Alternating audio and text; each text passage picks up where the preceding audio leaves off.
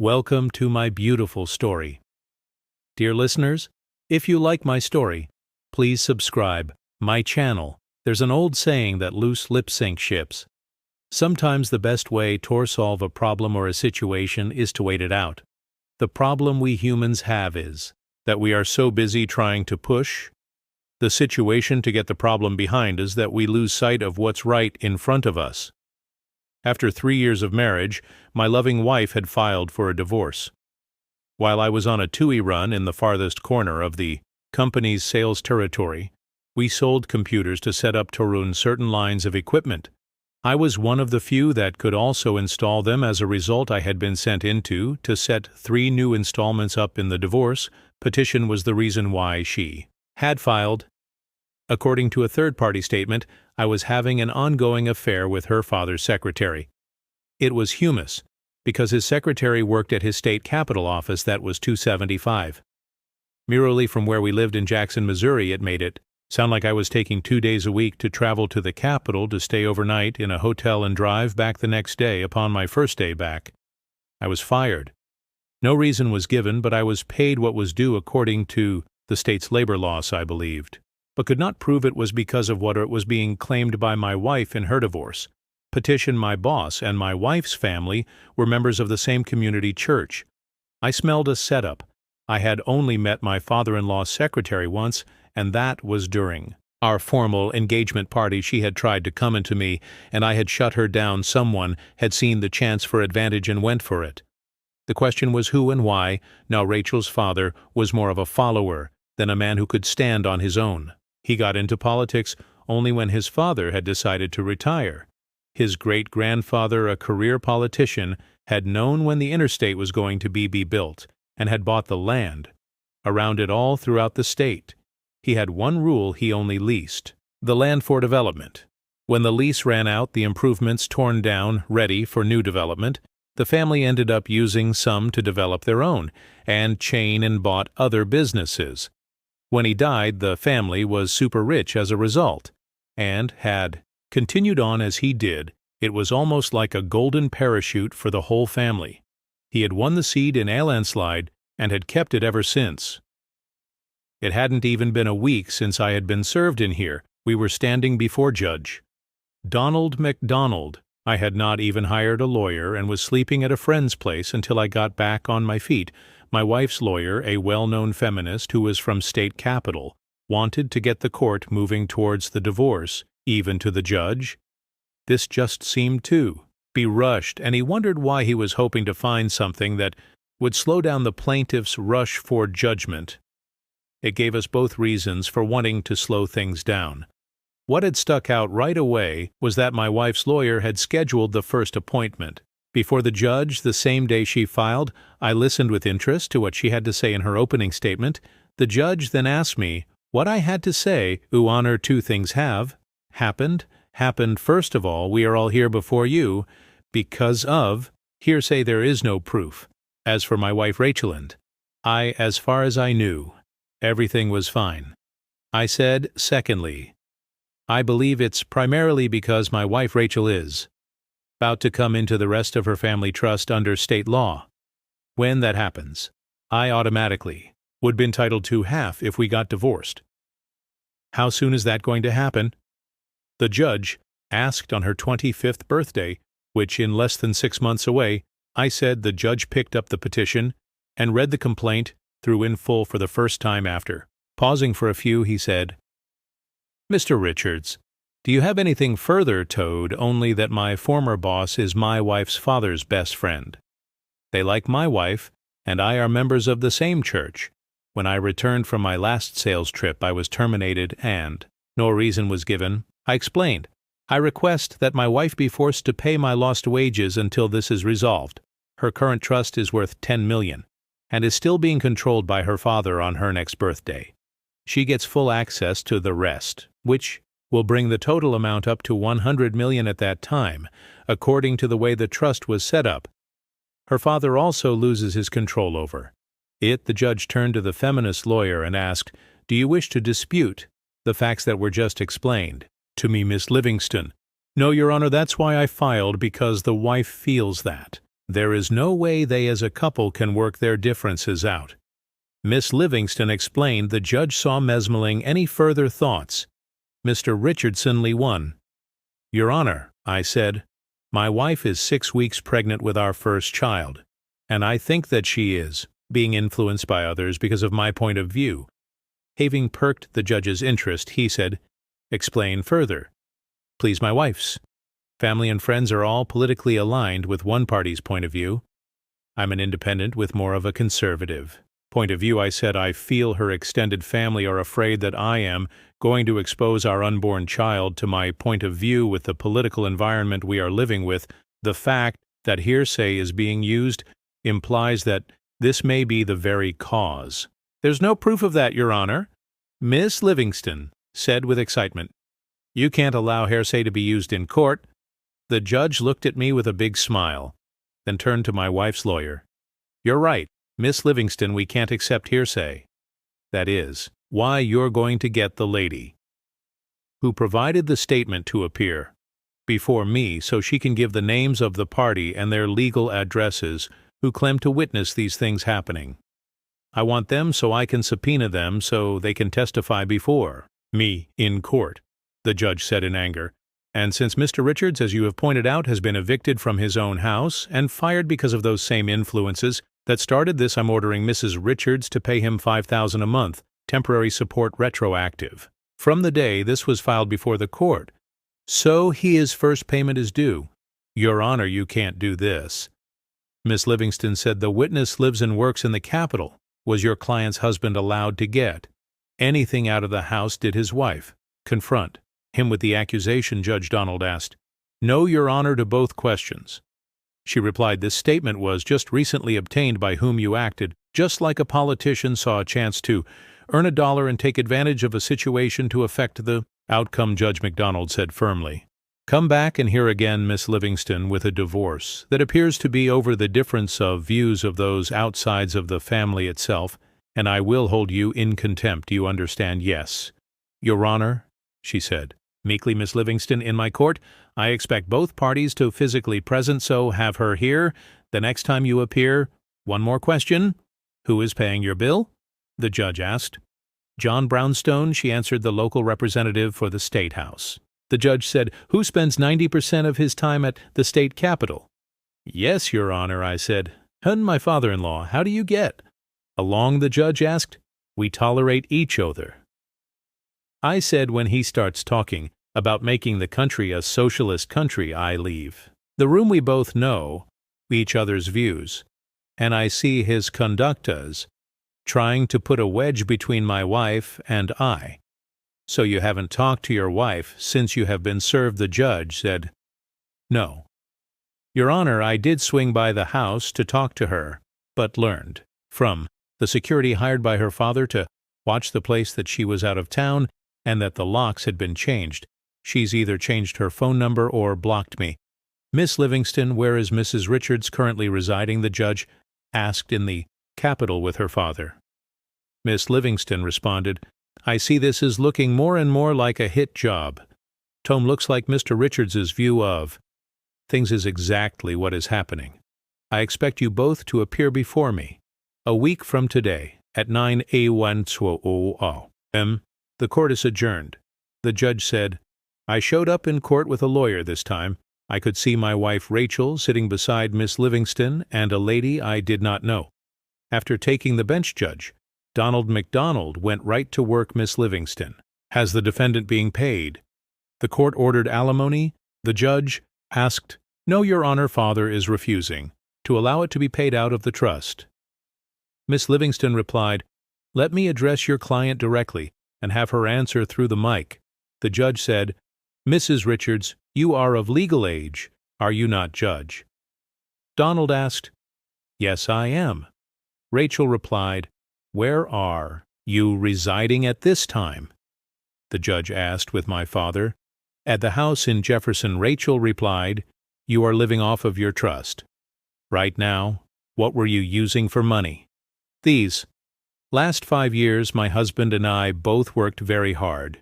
We did not need to touch The trust, 5 weeks ago I told my father that I wanted some of the trust money to remodel one of the bedrooms into a nursery. Rachel explained. He decided I should quit my job because I could use the trust money. My husband said, "No, we can make it on our own." My father said he didn't want anything affecting the birth of the child, and my working may do that. This letter used to file from a divorce. How did you come in possession of it? The judge asked. My father said it was mailed to his office, and he brought it to me. Did your father out and out refuse to write the check from the trust for support? The judge asked. No, he said. I should refuse to settle or pay anything until all the lawyers have worked everything out, Rachel said. So, since we need both our signatures on any trust check, he just refused to sign. Bad mistake, Mrs. Richards. I'm holding you in contempt of court. Officer, escort the lady to jail as soon as this hearing is over. What your father says or does has nothing to do with this case. You, in my eyes, are an adult and will be treated accordingly. Mrs. Richards, I order you to turn over possession of the marital home to Mr. Richards. Since you are not residing there, he helped pay for it. So he has just as much right to be there as you, Miss Livingstone. If Mr. Richards is not back in his home by 4 this afternoon, I will hold you responsible. I looked at my wife as her face turned white. It was fun watching her have to deal with the fact that her father's wisdom had led her directly to jail. There was no way her dad could get there before the end of the court day, which meant Rachel would be exposed to a world she had never seen. Miss Livingston was beginning to realize that she was not dealing with a liberal-minded judge. Miss Livingston, I presume the other ladies, the one that wrote the notarized here's letter claiming that there was an affair. So have her approach the Mike name, age, occupation, and address. Please, the judge, said Nora. Charles 34, an office clerk at the Capitol, she said before, disclosing her address. Do you have the names and addresses I requested? The judge asked. Yes, how do you know? These ladies? The judge asked, having a pretty good idea of what she was going to say. I work with them at the Capitol, she responded. She then walked up and handed him the list. Handing the paper to a clerk, he said, have the subpoenas drawn up and served. All charges are to be assigned to the plaintiff. Miss Livingston was livid. She had never seen a judge act like him. Are there any further items to bring up today? The judge asked. How long will Mrs. Richards be held until someone presents this court with the alimony for this and next month's support? The judge said, Your Honor, that's not fair. Surely there is some wiggle room here. Miss Livingston said, it appears that the only reason any of us are here is because of the conduct of a father who can't stay out of his daughter's business. The judge said, firmly, it's obvious this situation is really all about the trust Mrs. Richards is coming into. Her father sees himself losing his control over it, and her heel so seems to believe that if you don't live with the same views of things, you're a danger to his influence over his adult daughter. Therefore, Miss Livingston, get to this court by next Friday. A copy of Mrs. Richards's trust. The court is dismissed. I watched the court officer escort my wife out of the court across the street to the county jail. I knew it had to be humbling for her. The problem was she was constantly pulled by her father to help further his political career, had refused to allow her to become the social butterfly here. Acquired by marrying his daughter, I had brought an end to his eager pawn. For the first time in her life, she had to live within a budget. I realized that he had been slowly drawing her back into her former lifestyle while I was on my last sales trip. He had gone for the kill. Everybody had underestimated the judge. Except for me, I had noticed Rachel that first year at Southeast Missourian University who wouldn't. She was a real looker. I knew that. The men would be leaning up to get the chance to date her. And I was right, with long black hair, a slender softy body, whose natural curves drew you, and she could easily capture a man's attention. And did she had a toot-rusting personality, which, if taken advantage of, could cause a lot of problems. She seemed to be involved in all social or political activities. It was, and never would be, my cup of tea. I had more important things to do. I had to work to eat and for room and board for me parents, my borrowing. The funds to attend school was too much. We were taught from being young to find a way to pay our way. It took 4 years, but I graduated with honors, just barely making. There were rumors, not proofed, that our graduation Certificate was bought and paid for 6 months. Later, John Brownstone was doing a tour with his daughter in a plant where I was, installing the latest computer system and programming it. She strolled over to introduce herself, and when I got up to say hello, I was welcomed with the greatest smile. "Hi, David, we went to school together, but I never saw you outside of class. Rachel said we thought you were an introvert." No, I had to work full-time to get through school. I disclosed, so between school studying and full-time work hours my social life got set to the side. Since then, I have lived as cheap as possible to cut down my student debt. As much as possible, will you be in Cap JAO on Friday? She asked. Yes, I work out of Cape, so I still live there. I said I should be finished setting this new system tonight. I will spend tomorrow making sure it's all working before heading back. Applebee's Friday is 7. Then Rachel said it's a date. I replied about an hour and a half later. Just as I was finishing up, the general manager came over and told me that their representative's daughter had been asking questions about me. I told him that we had gone to school together but associated with different crowds. He smiled and said, "There's something in you that she's attracted to, young man. So be careful, because that lady is marriage material." We met, and the evening went well. We went to a bar along the University Row and had a few dances. I guess she got upset when I didn't ask her for a second date when she asked her friends what was wrong with her. They told her the simple truth. He still sees you as belonging to a separate world. He's worked hard to get where he is. You haven't worked an honest day in your life, nor do you appear to want to. He's at the point where he's ready to settle down and start a family. That means joint responsibility and an approach to life. You're still spreading your wings and living like nothing means anything. It had upset her family when she took a job, got an apartment, and started living in the real world like everyone else. It didn't take long for her to realize that she had no clue about how the real world worked.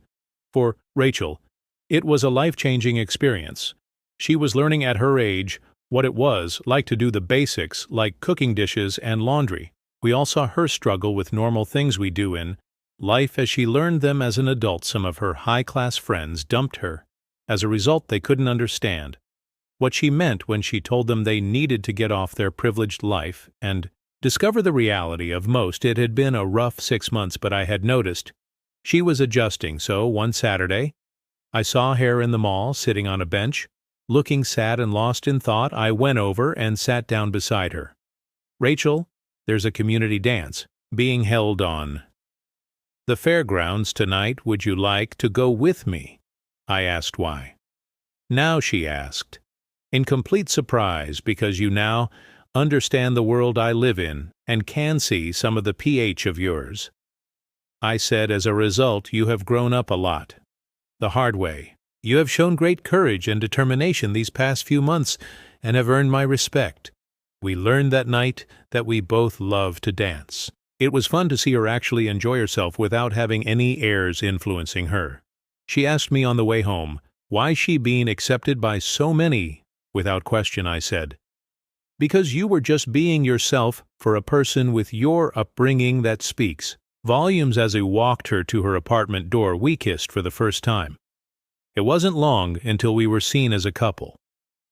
Her mother was thrilled with the changes in her daughter. It amazed her to find out that she had learned to be a pretty damn good cook. Her father was another story.